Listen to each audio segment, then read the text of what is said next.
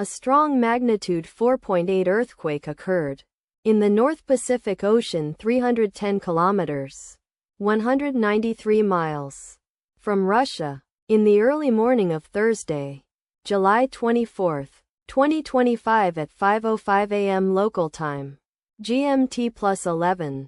The quake had a very shallow depth of 28 kilometers, 17 miles, and was not felt, or at least not reported so. First to report, GFZ after 13 minutes.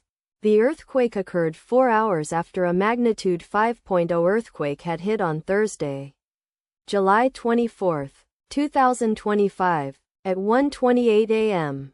GMT+11 local time, in 91 kilometers, 56 miles, distance to the northeast. Data source from Volcano Discovery. Did you feel it? Let us pray. May the earthquake that occurred not affect our brothers and sisters there. May the earthquake not happen again. And may God protect everyone. Amen.